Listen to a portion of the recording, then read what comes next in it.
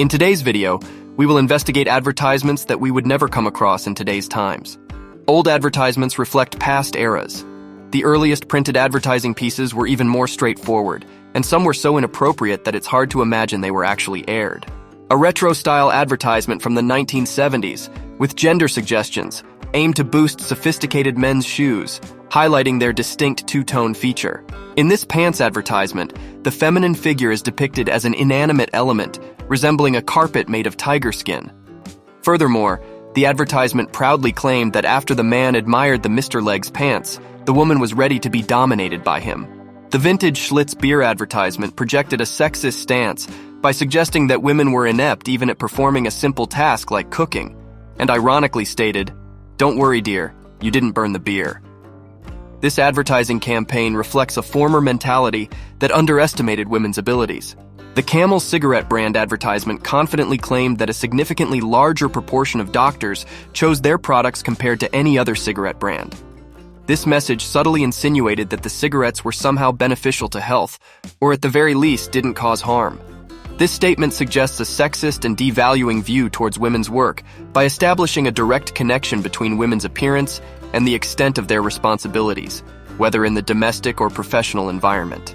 This advertisement, featured in the August 1952 edition of Life magazine, takes a sexist approach by suggesting that women should strive to please their husbands at all costs, even going to the extreme of tasting the coffee in the store to ensure its quality. The advertisement for the Tipolate brand, aired in the 1960s, conveys a sexist and disrespectful message by suggesting that a man could exert control and influence over a woman simply by blowing cigarette smoke in her face. This approach portrays women as susceptible to male dominance. The advertisement for the Van Heusen brand conveys a sexist and provocative message by suggesting that male supremacy is something to be appreciated and desired, and that women should feel happiness and contentment when recognizing their involvement in a world ruled by men. This type of advertisement, promoting sugary drinks targeted at children, can be classified as irresponsible and harmful to children's health. By suggesting that it's never too early to start consuming these products, the advertising ignores the health risks associated with excessive sugar intake, failing to adequately address the potential dangers involved. By suggesting that mothers should smoke to stay alert and focused, this advertising piece conveys an irresponsible and potentially dangerous message. This approach disregards the health risks inherent in smoking, ignoring the well-known dangers associated with tobacco use. This advertisement, by asserting male supremacy over women, clearly exhibits a sexist and disrespectful character, reinforcing harmful gender stereotypes. Furthermore, by portraying wives as nags, the advertisement fails to acknowledge women's abilities and interests, perpetuating a narrow and devaluing view of the female role. The energy drink advertisement presents a depiction that can be considered insulting to women, insinuating that consuming the drink would make men more attractive and immediately accessible to them. This approach disrespects the dignity of women, reducing them to mere objects of desire. If you're in search of a partner willing to take on all the cleaning tasks in your home, it might be an appropriate time to consider getting the Addis Wedding Set product bundle. Believe it or not, this advertisement, dating back to approximately the 1960s in California, was actually promoting the sale of lemons at a bar, using a woman's image as a tactic to attract attention. This approach exemplifies advertising methods of the past. This advertisement from the 1950s promotes an oral care product. It implies that men should use the product to avoid embarrassing situations and to maintain the interest of other women, apart from their wives. This highly controversial advertisement claimed that the secret to achieving successful marriages was based on the idea that brides should be responsible for cooking for their husbands from the moment they got married. This type of advertisement is extremely alarming as it reinforces the objectification of women. The use of the term losers to describe the women in the image suggests that they are somehow inferior and deserving of being demeaned. This 1959 cigar advertisement employs language that suggests smoking cigars is a masculine and virile activity, capable of evoking the caveman instinct in each person. The implicit message is that smoking cigars is a way to acquire power, strength, and self-confidence. This 1953 Alcoa aluminum advertisement expressed surprise at the idea that a woman could open a glass bottle, asking, "You mean a woman can open it?"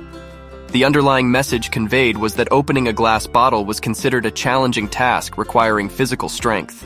This advertisement, circulated in 1960, describes a festive situation in which a woman is questioned by another guest about her husband's profession as an assistant vice president. The tone of the conversation implies that the woman is unaware of her husband's work and suggests that she shouldn't care about it.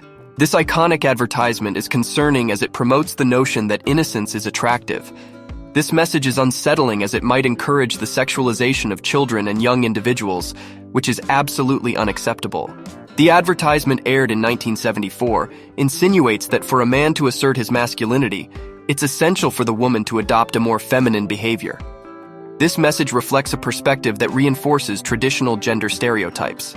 This advertisement depicts a man humorously declaring, "Look, I'm a mother," belittling the role of women as mothers and suggesting that it's easy for a man to take on that role. This reflects a disrespectful attitude towards the work and role of women as mothers while downplaying the responsibilities associated with that role. This advertisement encourages women to choose shiny vinyl flooring, which doesn't require waxing. The underlying message is that this choice would make cleaning easier by eliminating the need to wax the floor. This appeal suggests a practical and convenient solution for household tasks, implying that women can save time and effort by opting for this product. The National Airlines advertisement featured Joe and Cheryl, two flight attendants, with the caption, "I'm Joe, fly me." This advertisement was widely regarded as controversial, as many interpreted it as objectifying women, treating them as mere sexual objects to attract customers to the airline. This classic magazine advertisement from the 1970s promoted Marlboro cigarettes with the slogan, "Where there's a man, there's a Marlboro." Additionally, the ad claimed that the cigarette was made for men that women admire. This message illustrates the strategy of linking masculinity to virility and the power of attraction over women.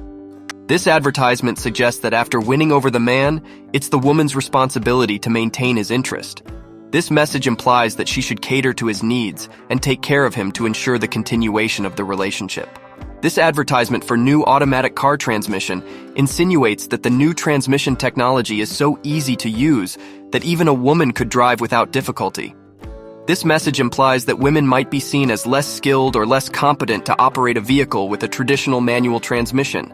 This advertisement for a new typewriter uses a woman's image to grab attention, showcasing how the machine is so easy to use that even a woman could operate it. This approach implies that women are less experienced or less skilled in technology. An advertisement for Drummond sweaters employs the sensuality of a woman to suggest to men that the brand is endorsed by women.